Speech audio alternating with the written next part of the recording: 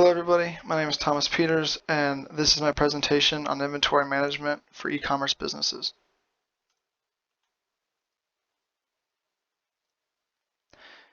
Introduction. This presentation will cover the various inventory management strategies that are being used by e-commerce businesses today. Current strategies and newly evolving technologies will be displayed, as well as their strengths and their weaknesses. In the e-commerce world, there are several factors to consider, such as the constantly changing desires of consumers. Another factor is finding the correct vendor to supply your product on time and in appropriate packaging, as well as designing a structure to correctly transport and store all of this product. Inventory management in e-commerce.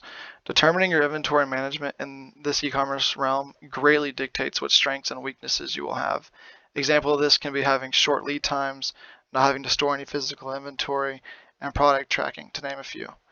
E-commerce businesses must be extremely careful when determining the logistical layout of their company. Inventory management strategies.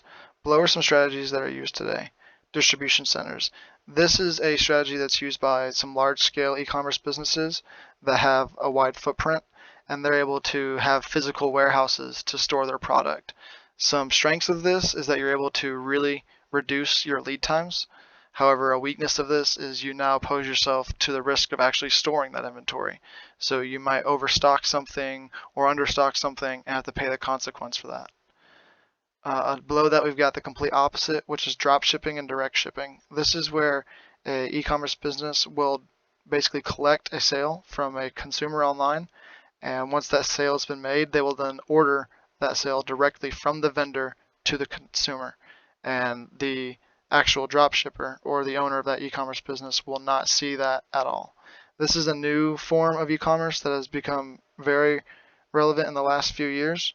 And if you've been on any social media platforms, you may have seen something like this pop up.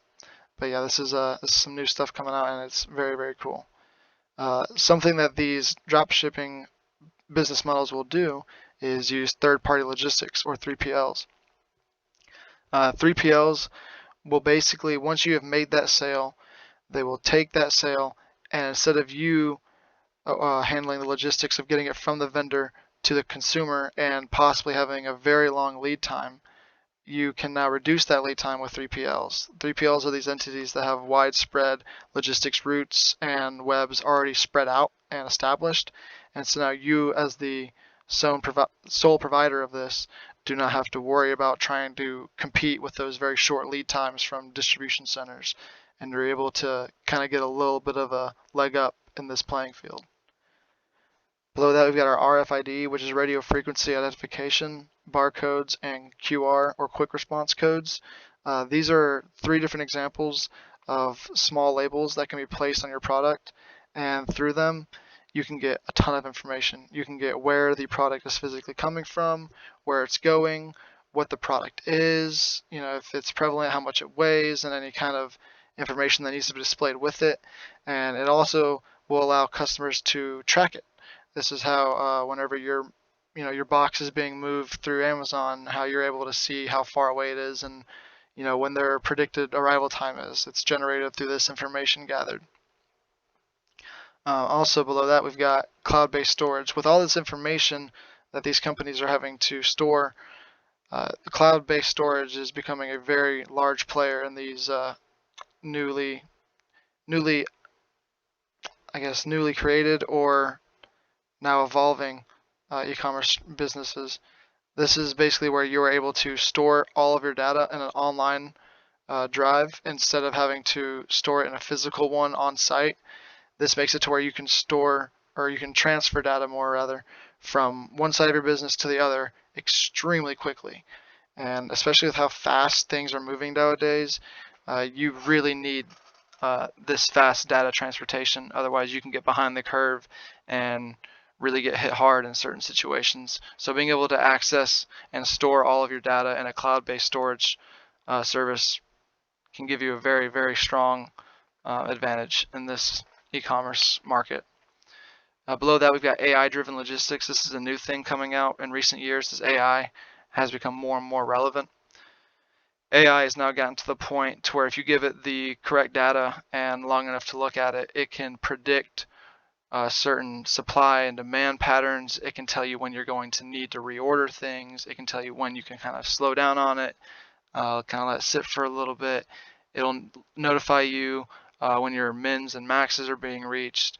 It's a very, very cool tool that is now starting to be used in a lot of businesses, and I'm excited to see where it goes.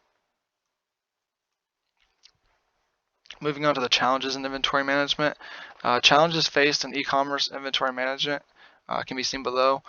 As talked about earlier with like things like Amazon with next day shipping and sometimes even same day shipping. These short lead times provided by these huge companies can make trying to get your foot in the door on this e-commerce world extremely hard, especially if you're pulling items from vendors from one side of the country and trying to get it to a consumer on the other side, or even cross borders. Getting these short lead times, it's a challenge, and with Amazon being as big as it is, it's almost like the new norm to get your packages almost within a week. Uh, Properly balancing your supply and demand. This goes more so to the larger e-commerce stores that are able to physically store their inventory in different locations, but making sure that you are not overstocking or understocking your product is definitely a difficult challenge that these businesses have to worry about if they're doing this strategy. And making sure they have the right inventory system management is it's pretty difficult. But if they're able to do it right, it can be extremely beneficial with them being able to shorten their lead times. Coordinating production schedules. This goes back to the drop shipping method. So if you're getting all of your product from a select vendor, you need to be very aware of what their schedule looks like in terms of manufacturing. If they're only going to be manufacturing your product 6 months out of the year, you need to know that. So that way you are able to maybe select multiple vendors and not have to completely change up your game plan just based off of your vendor. Quality control and packaging control. These two kind of go together hand in hand. In e-commerce, the consumer is really only seeing two sides of you. They're seeing your website and your ordering system, how user friendly it is to order a product from them, and how smooth everything can go. And then they're actually seeing the product at their doorstep and how that interaction goes. So your quality control and packaging is a large portion of the customer satisfaction in that sense. Making sure that your product is arriving in good condition and in proper packaging with your brand on it, or just making sure it doesn't look all trashed up and things like that. It can definitely be the difference between them going back to you or going to a different e-commerce store. Strategies of industry giants. Walmart and Amazon are two great examples of e-commerce businesses that have developed strategies to keep them ahead. Amazon uses fulfillment centers that are spread out to move product from inventory to the customer's hands as quickly as possible. Walmart does this in a similar fashion, using their various locations to act as warehouses for in-person and online shopping. Both of these giants use things like RFID, cloud-based storage, and other warehouse management systems and transportation management systems to help them succeed. This is a little bit of a case study on Mingledorff's, which is a company that I currently work for. This is one of the main reasons I got into this. Mingledorff's has physical locations only in the southeast, in Georgia, Florida, Alabama, and some small ones in South Carolina. They are able to reach, however, I've seen orders go to the Midwest, all the way up to New York. We have a widespread customer base because of our online portion of our business, which generates a lot of revenue for us. We use some of the strategies seen below. So we use barcodes. This allows us to label every single piece of product. We have a huge array of products. We go from small PVC couplings that you can hold 5 or 6 of in one hand, all the way up to rooftop units that are pulled up on a crane to go on top of a building. So being able to correctly label and identify each of these products is extremely beneficial. That way we know what we need to do for each one of these. It also allows us through latitude, which is the bar below that, which is our inventory system, it allows us to see what our stock is. Latitude allows us to see our stock company-wide as well as at a branch level. It allows us to see when stock is going, when stock has been sitting for too long. If it hasn't been moved in a certain amount of time, it'll notify us. If it's moving too quickly and we need to start reordering, it'll let us know when we're getting close to that point. It also will allow us to see what is currently reserved for orders and what is not. Our order entry application system, otherwise known as OEA, is how we physically enter orders in that consumers have placed. And our systems application and product system is the backbone of our company. It's kind of like the nervous system. It's what connects everything. Single source is the physical ordering website that our customers will use in order to place orders from any of our branches to wherever it needs to go. So with all of these 4 systems combined, a customer can go onto single source, place an order through it, and SAP will take that information and transmit it to our OEA system, our order entry system, and we'll physically place the order. And once that has been marked and delivered and it's, the appropriate stock and transportation method has been selected, SAP will then take that information and transmit it to Latitude, which will then post on our boards inside of our warehouses, and then we are able to pack and ship these orders.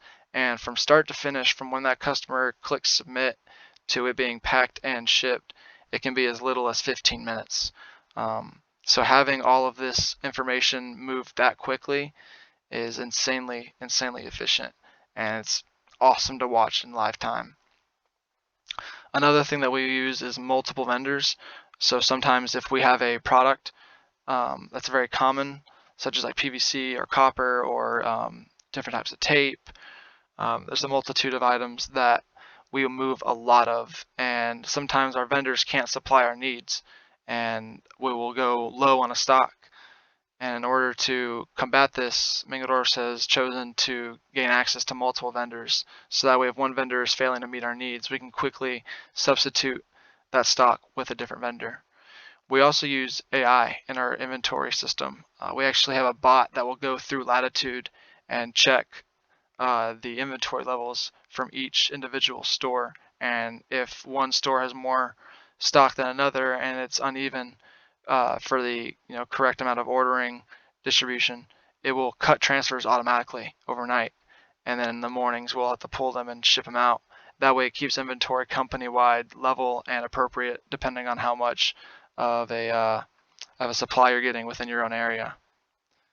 We also have multiple shipping methods. So like I said earlier, we're only out of the Southeast. However, we will hit consumers as far as New York and all the way out to the Midwest.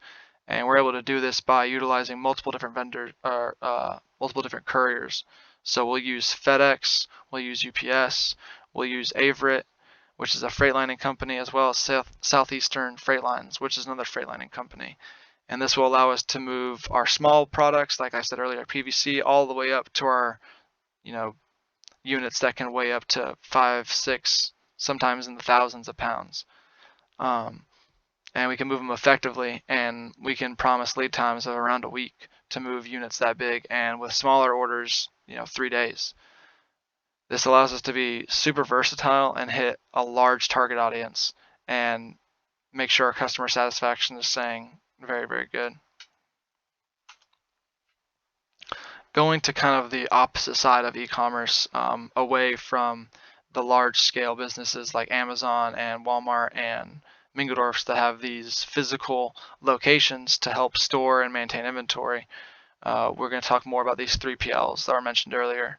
So whenever you're in this drop shipping, it's a method of inventory management where businesses will generate the sale from their marketing and then directly order the product from the vendor straight to the consumer, completely bypassing any need for inventory storage.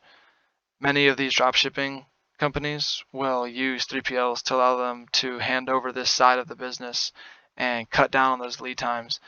These 3PL entities will have previously established nets of different couriers and shipping methods. They will also have options where you can set up your own packaging. You can have custom packaging and custom branding on your products, so that whenever it does arrive on that customer's doorstep, they are having a complete and unique experience, and also in a timely fashion. And this really allows the little guys to compete with some of these large businesses. In conclusion, the e-commerce playing field can be a complex one to traverse, no matter if you are big or small. These online retailers must adapt to meet the increasing expectations of the consumer, and through these new technologies and strategies, the logistics world of this online market is constantly improving. In the future, these online businesses will overtake brick and mortar storefronts, and these strategies will be paramount to the success of any business wanting to take a piece of this large market. These are the references I used for this PowerPoint and for my paper.